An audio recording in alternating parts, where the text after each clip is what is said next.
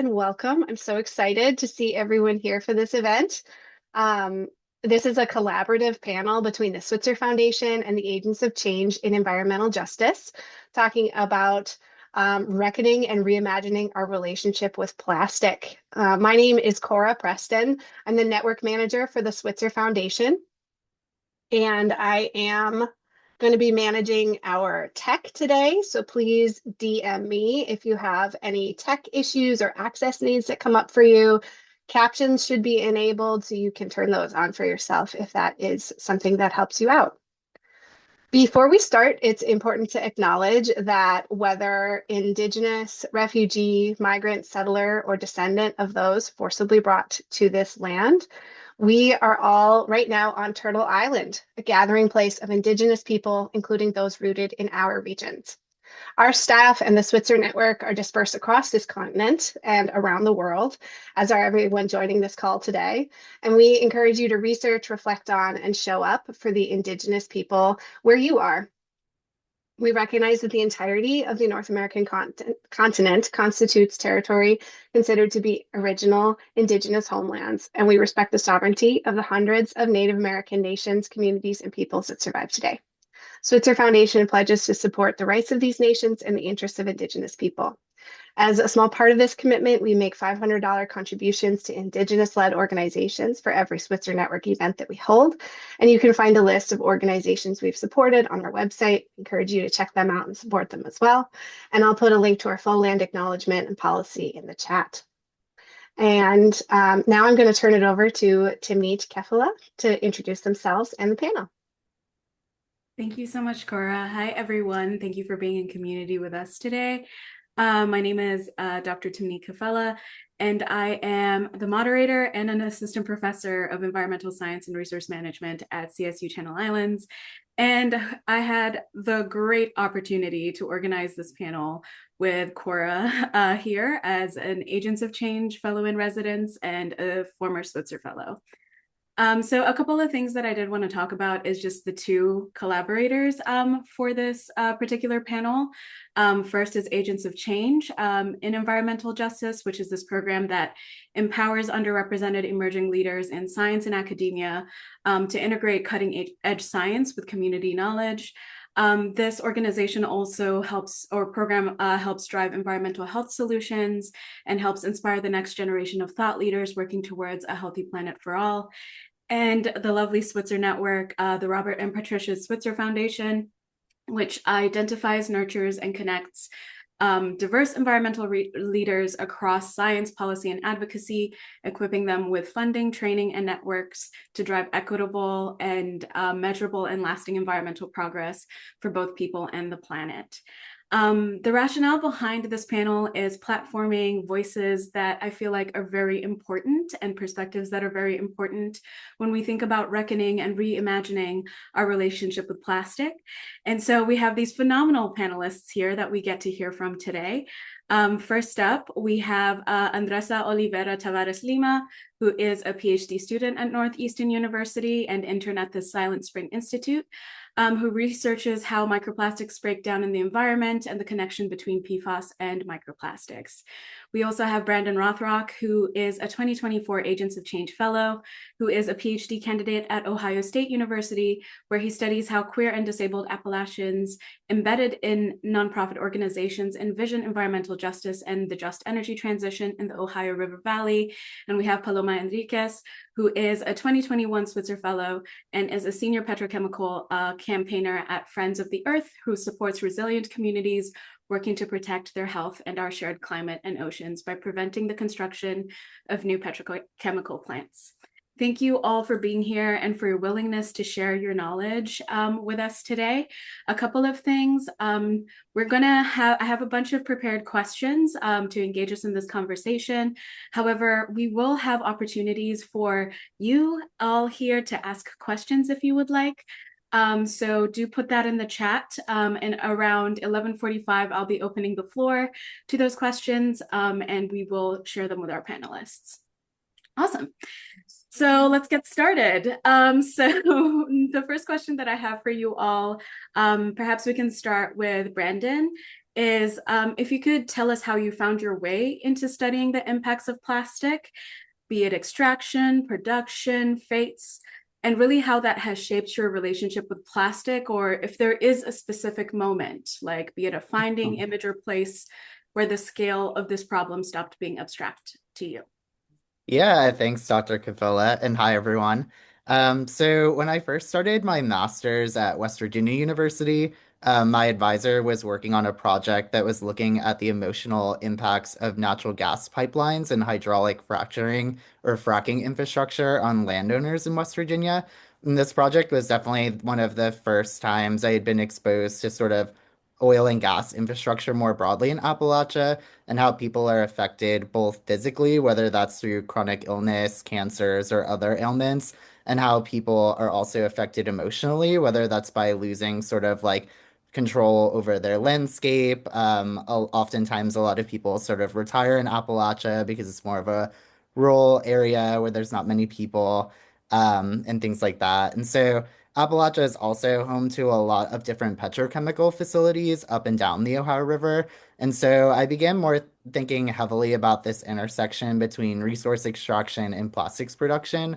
And I actually had just worked on a brief research project looking into the Appalachian Regional Hydrogen Hub or ARCH2 project.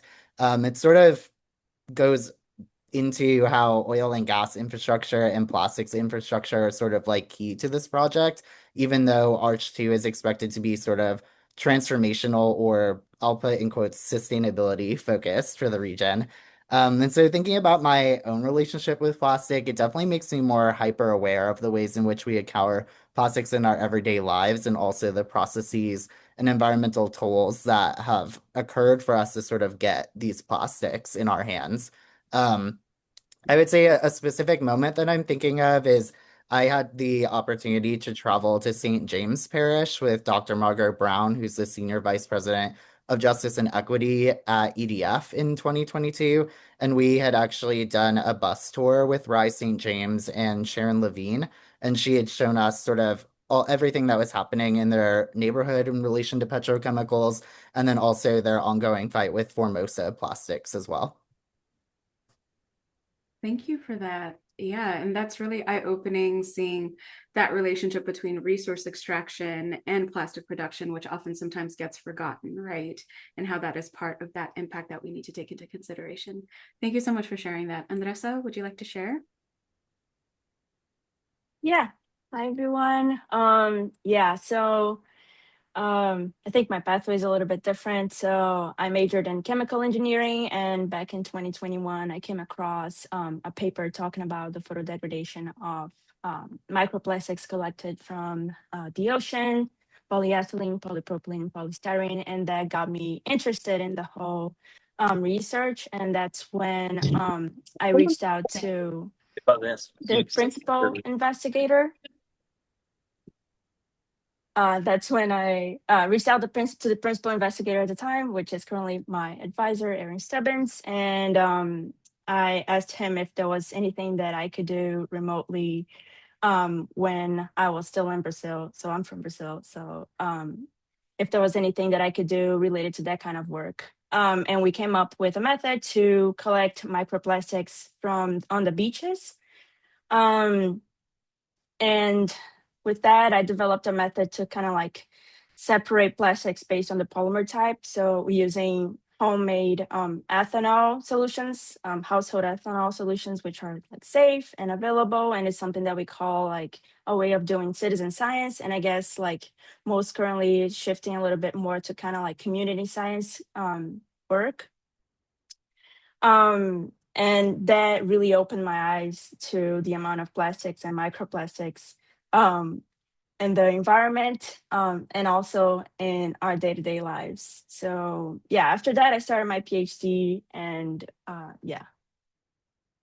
Awesome. Thank you so much for sharing that, Andresa. And it's cool to hear about how your pathway had to do with like scientific curiosity for much of it. And thank you for doing the work that you're doing.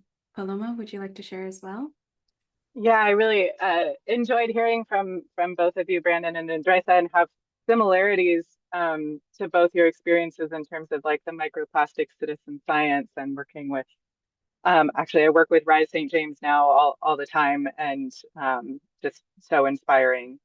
Um, but I really became aware of um, the kind of scale and insidious nature of plastic pollution while I was crewing on the Greenpeace ships. And so I worked on the ships around the world on various environmental campaigns for 4 years. Um, and everywhere we went, there was plastic. So I think one of the most striking examples was that we sailed up to Svalbard, which is the northernmost inhabited island in the Norwegian Arctic. And it's, this you feel like you're in a National Geographic magazine. It's gorgeous. At a glance, it looks absolutely pristine. But we went to this, remote beach. Nobody's there. There's, walruses lounging on the shores. And then we start to look around and we see, fishing gear, shoes, plastic bottles. And we started collecting this trash and ended up filling 10, 10-yard rubble bags, which is about like the volume of 50 bathtubs with trash that was mostly plastic. Um, so that, the fact, I think this was before, it's kind of common knowledge that microplastics are at the top of Mount Everest and the bottom of the Marianas Trench. And like, but this was before we kind of had this understanding of how widespread it was. And then the other thing that really uh,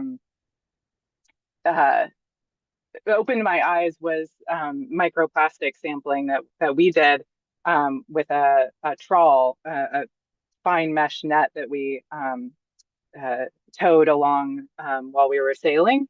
And we did this all over between ports in the middle of the Atlantic Ocean. Every single time we put the net down, it came up with plastic. Um, and so I think, I'm working now with communities that are trying to stop the petrochemical build out. And I think there's some great efforts to try to clean up plastics in the ocean, but unless we are able to really stem the flow of production, um, we're fighting a losing battle. And so yeah, that's where I am now in terms of trying to address it at the source. Thank you so much for sharing that, Paloma. And to even just think how, as you've all stated, how plastics are just a problem, right? And cause so much harm. And in many ways are also just plastic pollution and pollution in general does not respect boundaries, right? No matter where you go, whatever we put in ends up pretty much immensely everywhere in the environment. And it does carry this burden of harm, which you've all stated and emphasized in many ways, and how it impacts not just us or the environment itself, but the people who are part of this entire life cycle of the plastic production to its fate in the environment. So I'd like to pose the following question to you all, which is, if we could redesign our relationship with plastic from scratch, what do you think we could keep? What would you keep, and what would you actually refuse? We can start with Brandon, if you don't mind taking on that question. Yeah, happy to. So I guess when I think about your question in terms of what we should keep, I feel like my mind goes a lot towards thinking about just disabilities and chronic illness and how a lot of single-use plastics are necessary to be used for the independence and safety of many people who have disabilities, whether that's flexible straws, pre-peeled food packaging, plastic cutlery, medical supplies, and things like that. And so I think there are many ways in which plastic is unfortunately unavoidable. And sort of if we're thinking More about than what? how plastic might, if we remove plastic fully from sort of everyone, like without considering disabled populations, then I feel like we're going to run into a lot of different problems. Like, just thinking through my own chronic illness, last year I was diagnosed with eosinophilic esophagitis, which is sort of overactive white blood cells in your esophagus, which causes you to sort of choke on food and things like that. And so the medication that I use for that is Dupixent, which is injectable. And unfortunately, it has to be plastic with like a metal syringe and has to be refrigerated and things like that. So even though like I understand sort of the that really bad parts with plastic, as Andresa and Paloma have also shared. Like, unfortunately, I have to use it for like life in general. But that being said, I feel like we need to refuse from corporations, especially like food and beverage companies, like when they particularly use capitalism or economics as sort of like a justification to continue using plastics instead of other alternatives because they're just quote unquote like too expensive. When I was in undergrad at Penn State, I had interned at our Sustainability Institute doing composting and recycling education. And I had spent many times going to the recycling facility in Center County, PA. And just the amount of sort of like Frankenstein materials or like materials that you think are recyclable, like coffee cups, for example, have like plastic linings in them and they're sort of, not able to be recycled. So just thinking about like how companies sort of utilize plastic in ways that people might not think and how we're not able to then recycle those materials as well. Thank you so much for sharing that, Brandon. And thank you for bringing up the importance of like, yes, just as much as there's a lot of harm that comes with plastic, there is also relevance, right, within our society today within these particular contexts. So thank you for sharing that. Andresa?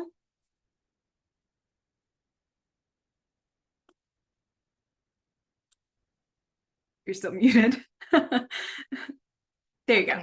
There you go. Yeah. Thanks. Um, yeah, when I was I was thinking about this question and it was interesting because every time I try to come up with like a kind of an answer, I think my mind was always bringing but however and like, well, if you think about this and if you think about that, it's like I think it's a very tricky question.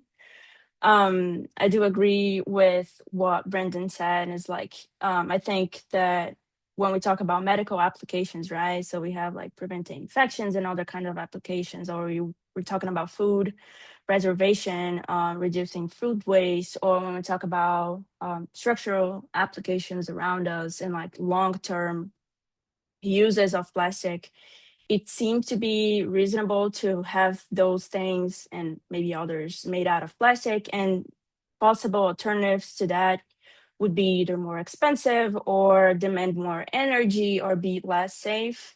So I think it's kind of like it's really difficult to answer that, but I think it's kind of like if you think about the long term, and I think it's like when you think about refusing, I was gonna answer the single use plastic because I hadn't thought of that, of what the points that Brandon just brought. So I think it's kind of like there are like different angles that you can look at it. Um, and also thinking about plastics are not just pure polymers; they always come with additives, and we know that additives are a problem. And so thinking about safer options of additives or push towards like safer options would be something interesting. And trying to avoid like having plastics and stuff that could expose our eating or drinking pathways of exposure, right? And I think it goes back to what I think we're gonna end up talking about a lot here, which is like if you consumerism is making like you produce a lot of plastic all the time, that sometimes it may not need to be. Sometimes it's necessary, it's easier, it's like cheaper, it's more energy efficient, but sometimes you could find alternatives. So I think it's Definitely. Yeah. Thank you for sharing that, Andresa. In addition to what you bring up, I think something that came to mind too is also just ensuring that we have safer substitutions and that the burden of proof doesn't necessarily fall on us as a people purchasing something that we cannot avoid, right? In fact, it should fall on those creating it to begin with. Paloma, would you like to share your thoughts? Yeah, absolutely. I mean, I agree with everything that's been said. There's no doubt that plastic is incredibly useful. But we need to find ways of making the products that we want and we need that don't harm communities and harm the environment. So if yeah, to kind of build on what Andresa was saying, like if I had a magic policy wand, the two things I would tackle would be single-use packaging and the chemicals in plastic. So um, 36% of plastic is produced for packaging. We can design reuse and refill systems to replace a vast majority of that. There's already project, there's my community has a bulk store. The it's more expensive, but as more stores get on that program and reduce their plastics, that's going to get cost effective. And then the other thing is just the enormous amount of chemicals in plastics. Like Andresa was mentioning, there's 16,000 different chemicals that have been identified in plastics. Of those, 4,200 are known to be hazardous to human health and the environment. And there's 10,000 that we just don't know enough about. So that's a crucial step, is to get those chemicals of concern out of plastics. Absolutely. Thank you so much for sharing that, because I think those numbers and that scale is really important for us to understand as to why a lot of us are working towards addressing this plastic pollution issue, or rather like calling for better and more responsible plastic production, because there is a relevance to it. However, something that comes up a lot, often as a solution by industries, is recycling. Which brings me to my next question, right? Because recycling gives consumers this sense of moral exit from this crisis that has been existing for decades.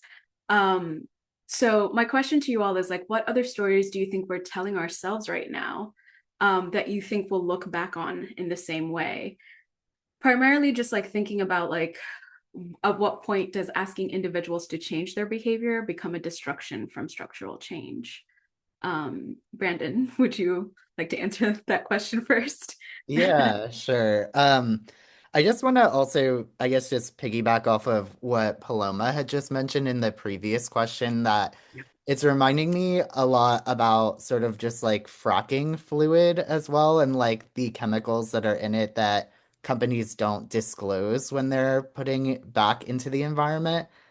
Just thinking about, yeah, how those fluids might be also filled with plastics or like impacting us in many different ways, and we're not told exactly what is going on there.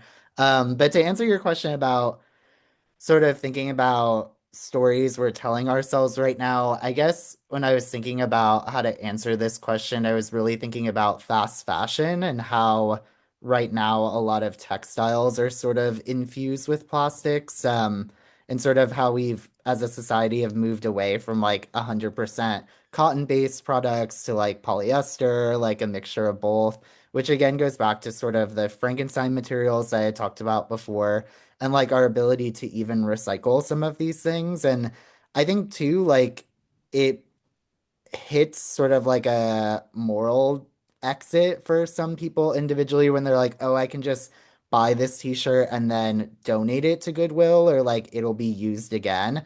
And like in many cases, have we seen, particularly in like, I've seen some articles recently about how like Goodwills are burning clothes or like excess clothes, or they're like shipping it to the global south. And so they're not actually getting reused in their like purpose of being a t-shirt or something. And so like I guess I'm thinking if there's better ways to sort of put back the plastic issues like on the companies themselves. Like I found myself sort of thinking about, well, what happens to, like torn t-shirts or like socks that are have holes in them and things, and like those can't be actually sent to Goodwill to even be reused by someone else. So like what do we do with those things? And I'd actually just come across a company recently called Trashy, and they you can buy like bags through them to send textiles back through their program. And so I've been doing that for some things that have holes or like can't be reused, and that it'll hopefully be recycled or reutilized in some sort of way. But yeah, just I was thinking about the ways in which we're sort of outsourcing are problems around fast fashion in similar ways that we're talking about single-use plastics. Yeah, thank you for bringing that up. I think waste colonialism is a concept that we often forget about, and how that plays a significant role with our waste management around plastics that isn't quite recycling, and that a way truly isn't a way. So thank you for highlighting that. Andresa, what are your thoughts on that question? Yeah, when thinking about that question, I think thinking about like science and a little bit of what I work on, my mind went straight to plastics that we call either biodegradable or bioplastic or compostable. So sometimes they can be related to how they are produced in a more bio way, but then the end life, it might not be that different. I do not have like the full knowledge to talk about it like in depth, but like sometimes it can be misleading. If you switch from one to the other, you might end up using something that's similar that will stick for like the same amount of time. So when thinking about stories that we're telling ourselves, that's one of the things that came across my mind. And then the other question that you asked is like, at what point I'm asking individuals to change their behavior. um I feel like when so plastic's been produced since the 1940s, but it only became like a problem. People only became aware of it like around 20 years later after. So we've been producing plastic ever since. So it's normal to think about managing and how we dispose that, and like managing what we do when we throw it away. But it can be very easy to focus on that and forget about the production, the sources, and regulating that. So I think it can happen really quickly. Like at what point asking individuals to change their behavior can distract from structural change. It can happen really quickly if you focus on that. If you focus on people changing their habits and put the responsibility on the individual instead of going back to the production, because yeah, like both things are necessary, I guess. Yeah, definitely. And you're inviting us to really think about it holistically, right? From like the beginning, the conceptions, the extraction that begins all the way to its fate. And also to take into consideration how these substitutions that what we might be talking about might need specialized infrastructure for the management, right? And that infrastructure in itself is the embodiment of power. Who gets to have access to that infrastructure is an excellent point. So thank you for sharing that, Andresa. Paloma? Yeah, so I'm wearing plastic clothes, by the way, I'm pretty sure. Um, but they're secondhand. Yeah, I mean, I've had like kind of fits and starts of trying to be a lifestyle activist. And I'll tell you an example of I was like, okay, I'm going to get plastic out of my life. I'm going to start with milk. Milk is fundamental. Like my family drinks a lot of milk. I was like, okay, like glass bottles, that's the solution. And then I had a 2-year-old at the time, so it's like I don't want to get her unpasteurized milk, which was what most of the glass bottled milk I could find was. So I went on this whole search for pasteurized glass bottle milk that I could reasonably get within, half an hour of my house. And I found one store that sold it from one farm. Um, but it was, 4 times the price of milk in a plastic jug. And they got it once a week. And if it was sold out, they didn't get more. And so I think I bought it for a few weeks and I was like, okay, like I can't keep this up. I can't afford it. Um, and so I think, a lot of the time, like it is, it can be like a very privileged thing to kind of resist the system, um, the prevailing system. Like it takes time, it takes money, it takes energy. Um, like yeah, it's great if you can do it, but that time, money, and energy could also be spent like organizing with other people and for more systemic change that benefits everyone. And so that's what I keep coming back to. And I think in terms of kind of the recycling boondoggle, there's two things that come to mind right now. One of them is chemical recycling. So that's like the plastic industry's like, magic solution to, it's the circular plastic economy. But it's, just another polluting factory that is emitting hazardous materials into the air and water, and also perpetuating the production of plastic. So the other one is, so I'm looking at plastics from like a finance angle, and looking at what financial institutions are propping up the industry. And one thing that we've found is that there there's a huge amount of environmental, social, and governance funds that are actually invested in the companies that are building new plastics plants in the United States. And so we think that when we're putting our money in like a socially responsible fund in our retirement account, that's not going to fossil fuel companies like ExxonMobil that are trying to build new plastics plants. Um, but it is, we actually found $10.3 billion in ESG labeled funds are going to the plastics industry. So that's a huge like greenwashing scam that I think more people need to know about. Thank you so much for that is an insane amount of money. Thank you so much for highlighting that, Paloma. I think it's really important that we know that this is essentially what is driving this continuous mill of production of plastic, as well as a result, the externalities that come with it. And this kind of helps pivot to the next question that I had for you all, which was the people that live next to these petrochemical plants, those that are sorting out our waste, the plastics that are swimming in our runoff, they didn't necessarily create this crisis, right? And so how do you carry this reality in your work? And does it change what you think solutions are allowed to actually look like in this context? Brandon, would you like to? Yeah. So with this question, I was just thinking a lot about just sort of my ongoing dissertation work, and I think it sort of allows our solutions to be more creative. Like a lot of solutions are always top-down driven. Like I'm thinking, for example, the Appalachian Regional Commission, like they are focused a lot on like entrepreneurship and like creating jobs and things like that. And so they sort of have really spent a lot of federal money in actually just creating roads through Appalachia, which has sort of had sort of a negative effect in the sense that other, like prisons have popped up, waste incinerators have popped up all around Appalachia and things like that, sort of through that road network. So I guess I'm just thinking like the ways that almost always never people on the front lines of environmental injustice are involved in decision making and program design and data collection processes and things like that.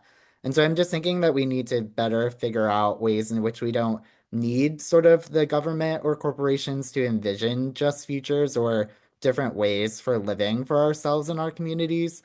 And I would say in my work specifically, I'm focused on queer and disabled perspectives of energy transition in Appalachia.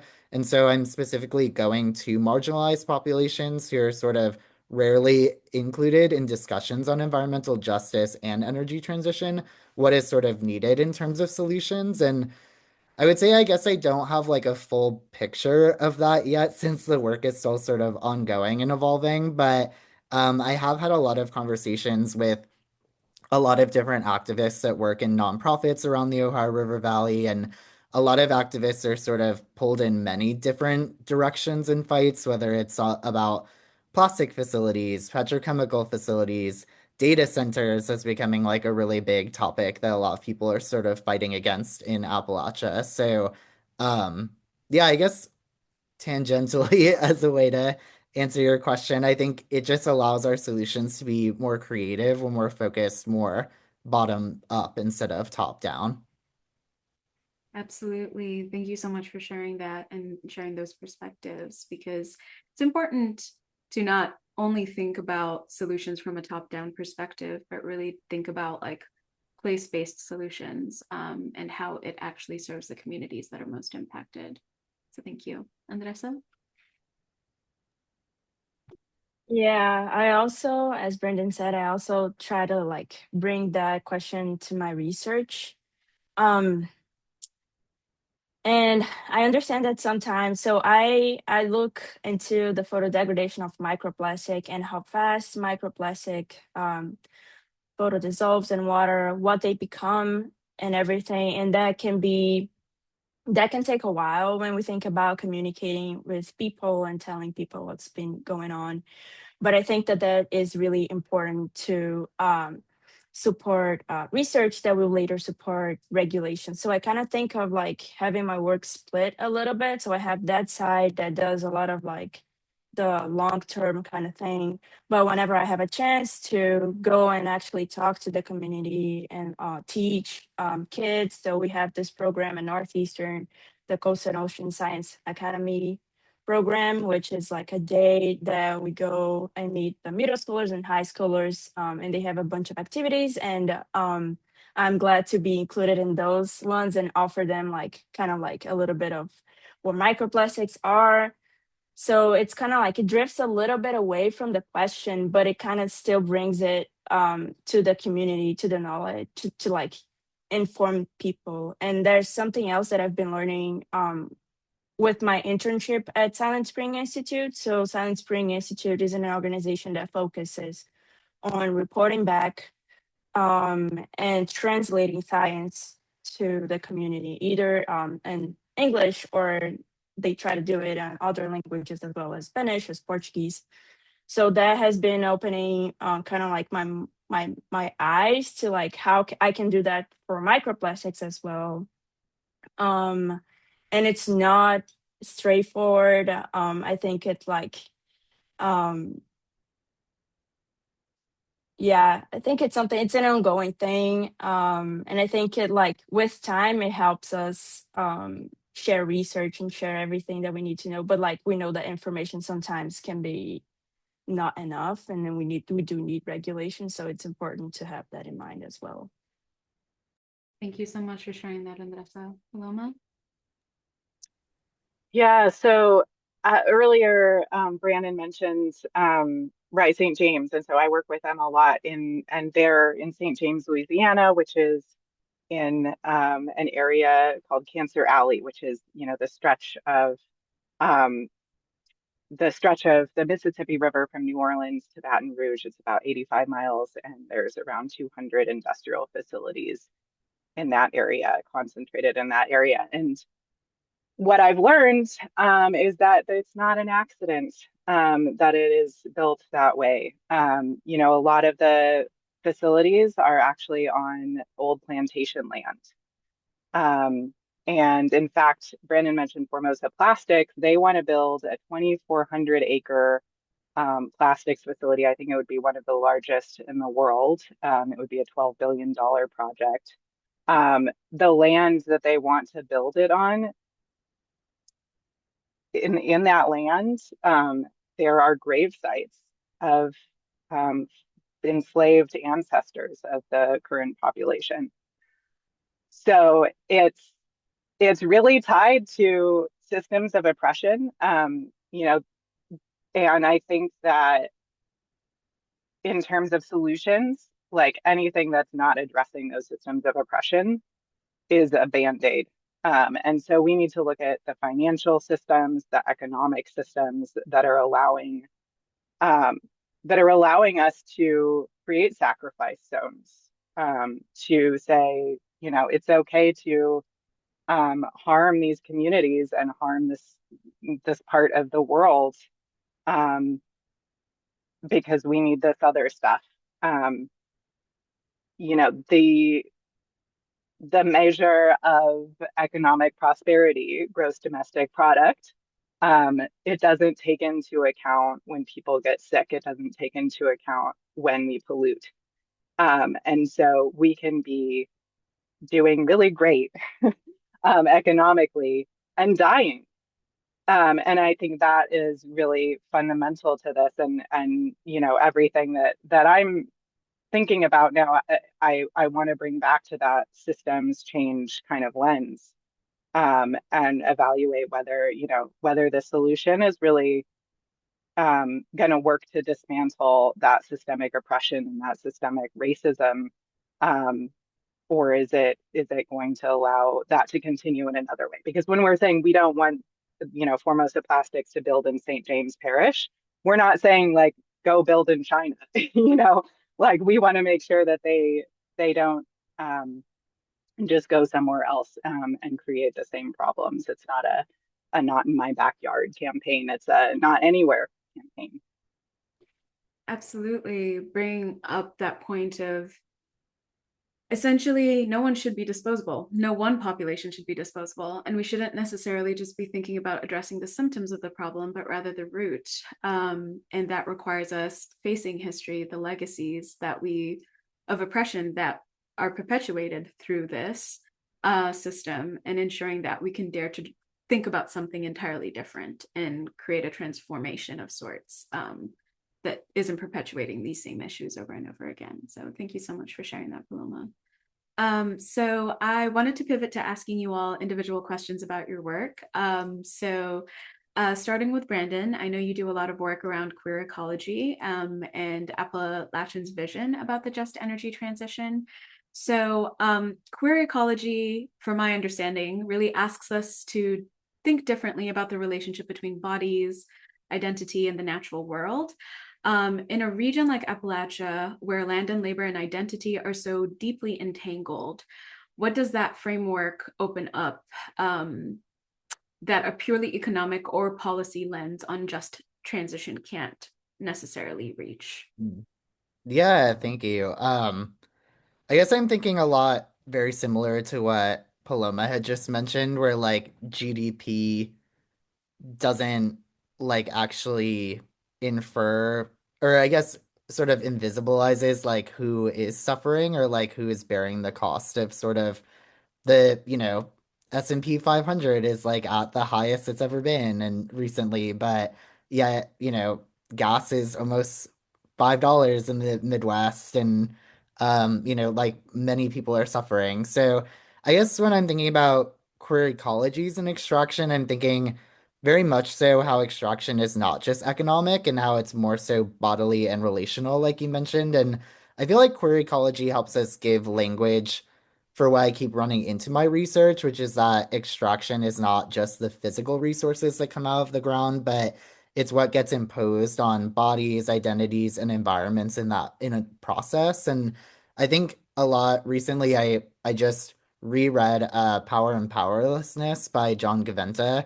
And so I'm thinking a lot about sort of like the coal industry in Appalachia and how it sort of just didn't mine coal itself as like a physical natural resource, but it helped create sort of like a very specific kind of identity that's a very specific relationship to the land, which is very, sort of masculine, white, heterosexual, cisgender, and sort of makes these identities feel very natural in Appalachia, but it's really much so constructed and by design that it's like that. And so when I'm thinking about transition policies and sort of saying just focus on it from like an economic lens of, oh, we're gonna replace jobs and move it into a renewable energy sector or something like that. It's not just impacting the labor, but it's impacting everything else that's also in the space. And I think also, like Paloma mentioned, speaking of sacrifice zones, like Appalachia is often talked about as a sacrifice zone. And but this also I feel has like a queer dimension to it where it pushes us to ask sort of who or what is being sacrificed in that zone and why. And I would say going back to my research as well, just thinking about how a lot of queer and disabled Appalachians are very invisibilized in the extractive economy and within broader policy movements around just transition in the space.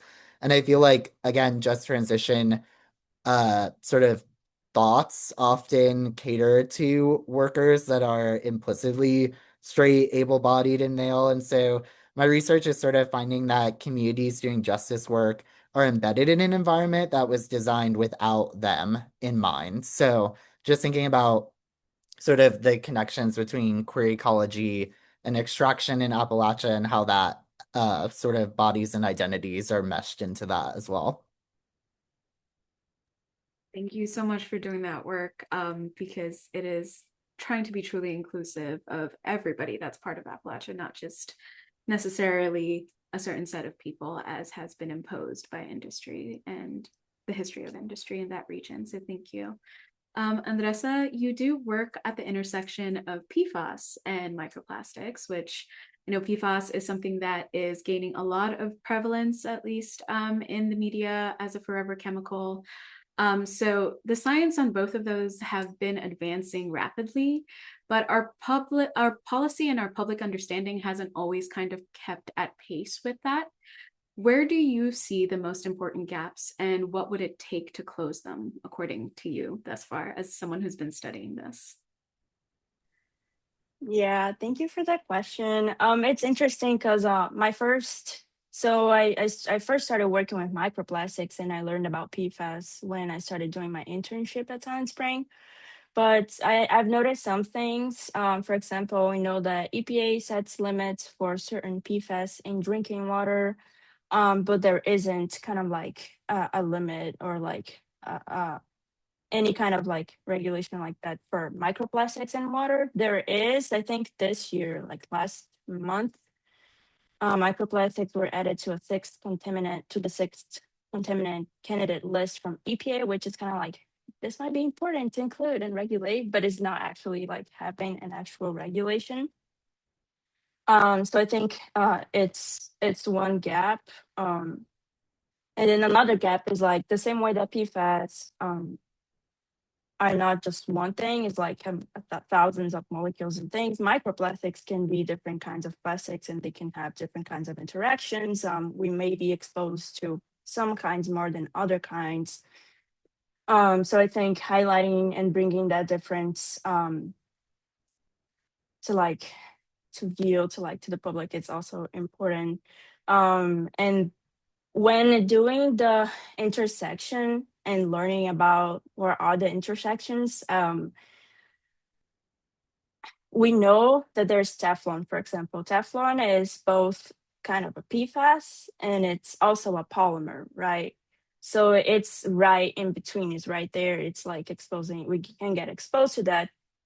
And more recently, my research, I found out that regular polyolefins such as polyethylene and polypropylene, they can also be fluorinated. And there has been some research saying that they can leach PFAS also. So like, I think there's a little bit more to do. And that's something that I'm trying to address within my research of like bringing that intersect and like understand, how they can connect. Something else that I noticed after I started working with Silent Spring is that sometimes when we talk too much about too many chemicals and how dangerous it is and how exposed we are, sometimes they can get entangled on the understanding for people. So like sometimes it's hard for people to actually understand and see the difference between what is PFAS, what is microplastics. Are those the same? Sometimes people they're not in science can get like confused, and so I think it's important to also like highlight that difference, and it's also something that I'm trying to do at Silent Spring. It's kind of like bring that into attention, I guess, and like differentiate. So it's I don't know if I have a complete answer on how to close these gaps, but I think it's important to just like bring them up. I think it's like as important as it's like, yeah. Yeah, no, thank you for sharing that. And identifying the gaps is like definitely the first step, right, to closing them. And intentional communication is really important here. And I definitely do agree with all that you shared. Thank you so much for sharing, Andresa. Um, Paloma, with your work as a petrochemical campaigner, or rather trying to get rid of petrochemical plants, when a petrochemical plant comes to the community, there's often this profound imbalance. Corporations arrive with their lawyers, economists, environmental consultants who say that it's not harmful to the environment. What tools, knowledge, or relationships have you seen help communities level that playing field? Yeah, it's a huge imbalance. I mean, these are multi-billion dollar corporations with multi-billion dollar projects. Um, so I think, one thing to keep in mind though is that they don't operate in a vacuum. Like there are numerous institutions that enable them to do what they do. So they need financing. They're heavily subsidized. There's lots of like state level and local tax incentive programs, especially in the Gulf, in Texas and Louisiana. They need suppliers, they need buyers, they need insurance. There's a lot that goes into getting a project built. And so what we're looking at is the financing. And we're part of this great coalition called Break Free from Plastic. And there's, hundreds of organizations and thousands of individuals working on these issues across the country and around the world. But we're a part of a group that's looking at petrochemical finance, and we just recently published a report called Toxic Finance. There's a website for it, toxicfinance.org. And so we did some research into the financing behind the petrochemical build out in the US, and we found that banks between 2019 and 2025, banks have put $130 billion into the companies that are building out petrochemicals in the United States. And in terms of investments, as of 2025, that number was 1.6 trillion. And so, I think if you go to the website, you can look up, whether your bank is involved. You could have a conversation with them about that. You could move your money into a credit union or a socially and environmentally responsible bank. And if you live in one of these areas where there's a proposed petrochemical facility or expansion, you can find out what financial institutions are financing the company that's building there, and talk to them, get involved with other groups. There's on the website, you can also see what groups are some of the groups that are campaigning on these projects and get connected. So I think just, one is just understanding kind of the different all those institutions, all those, from the financing to the tax incentives, the insurers, the buyers, the whole supply chain, all of those are campaign levers. And so, understanding that and then getting together with other people that are working on it and really building the movement against these facilities. Thank you so much for sharing that, Paloma. I love a call to action. So definitely, Cora dropped the link to toxicfinance.org in the chat. That's something I will definitely look into as well. So thank you all for that. So we're closing out with our final question. And I know we've really talked about like these intricacies around our relationship with plastic pollution, the work that we do. But I wanted us to kind of end on a hopeful note, kind of, really by asking you the question, what gives you genuine hope in this work? And really at the same time, also what you think we're not willing to say out loud about the work that we're doing and plastic pollution as a whole. So yes, I'll pose that double question to you, Brandon, and then we'll hear from everyone else too. Yeah, so it might be a little biased in my answer, but because I am a chair of a nonprofit, but I would say what gives me hope is working with people who work in nonprofits, specifically on community engagement. And I feel like, especially now, given that federal and state governments in the US have sort of, always functioned on delegating social, environmental, and also economic sort of programming to nonprofits to run on their behalf, or like work that they don't want to do themselves, they pass on to nonprofits. But then we're also seeing, as well with the Trump administration, like actively cutting grants to nonprofits and government institutions really has a trickle down effect on the community engagement work that's being done. And I think despite those lapses in funding, there's still like really great, impactful work that's being done, specifically around engagement in Appalachia that I'm seeing. And I also think, I guess, what we're not willing to say out loud is a tricky question, but I want to say that issues in the US are always sort of thought to be, especially in the national space, like a right versus left or like a conservative versus liberal sort of issue. But I feel like one of the people that I had interviewed recently had said we should really just be focusing on how everyone sort of wants the same things on the ground. Like they had talked about how farmers in their community like may, seem pretty conservative on paper, but like in actuality, they want clean air, they want clean water, they want fresh food, they don't want data centers. And so, sort of coming together and thinking about better ways to reach across the aisle, I guess, gives me hope. Um, and I feel like that's something that maybe gets sort of buried when we're thinking a lot about sort of the politicization that's being heightened right now across the whole country. Thank you for sharing that, Brandon. And yeah, definitely agree with that. A lot of us want the same things regardless of our political affiliation. Andresa? Yeah. I guess I'm gonna echo a few things that Brandon just said. And I may sound repetitive on this, but I do think that when thinking about hope, I can relate a lot to like the people that I'm meeting along the way of both my PhD journey that like it's yeah. And seeing like so many scientists asking important questions and concerning about like generating quality research and research that's gonna reach the public. It's not only about numbers and papers published, but actually um inform me on that side. And that's something that I do see with people that I work with, and something that I do really see a lot at Silent Spring Institute, which is also like a nonprofit or like organization.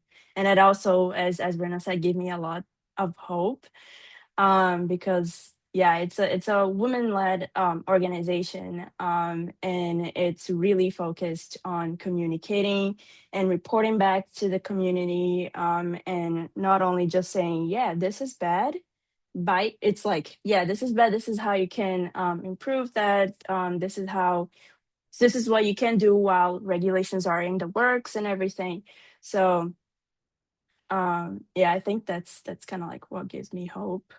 And I actually don't know, like on the willing to say out loud, I think I'm gonna echo Brenda on this one because yeah, I think yeah, I don't have a good answer right now for that.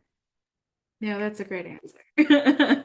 But thank you so much for bringing up that there's numerous people asking questions around this work and wanting to come up with solutions, be it in the science realm, the policy realm. So that is a genuine reason to have hope. Thank you for sharing that, Andresa. Paloma? I'm going to reverse the order so we end on a positive note. But yeah, one thing, we're not saying is we're polluting our kids. Like I have a 2 month old, and I'm breastfeeding, and I know that my breast milk has microplastics in it. My placenta had microplastics in it. She was exposed before she was even born, and like not being able to protect our children from harm, that is a parent's worst nightmare. And there's no way, that I can stop her from being exposed to pollution, and it's, I'm very grateful um that I'm not living in a fence line community. And so it's not the amount of pollution that other people are exposed to. But it affects all of us. Wherever you are, there's probably, almost no people on Earth that don't have microplastics in their bodies now. But I think what really gives me hope is that to quote the children, to keep going on the parenting theme, quote the children's entertainer, Ms. Rachel, we can do hard things. Like we have done hard things before. One thing that's really inspiring to me is the Montreal Protocol. We got CFCs out of use. We repaired the ozone. Like we can have a strong global plastics treaty. We can create a reuse and refill infrastructure. We can do it. Like let's just get to work. Absolutely. Thank you for sharing that, Paloma. And thank you for highlighting the point that, yes, there is this impact on children's health that I feel like is often not quite emphasized with plastics and the impacts plastics have. But most importantly, I love a Miss Rachel quote and episode. I do agree we can do hard things. This is work that is intergenerational. This is work that is not going to be instantaneous. It requires system transformation, structural change, daring to reimagine a better world and our relationship with plastic as a whole. So thank you all so much for your really, really lovely perspectives. I'm deeply grateful. I learned a lot from you all, and I hope everyone else did as well. I'm sure they did. And thank you to the Switzer Foundation, and thank you to Agents of Change for allowing this panel to happen. And we wish you all a lovely rest of your day. And if you would like to ask questions, feel free to email us and let us know, and we're happy to address them. So thank you so much for your time.